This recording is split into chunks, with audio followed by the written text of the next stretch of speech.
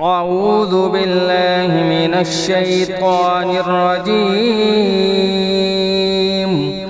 بسم الله الرحمن الرحيم.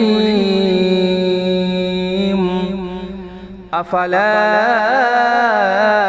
ينظرون إلى الإبل كيف خلقت وإلى السماء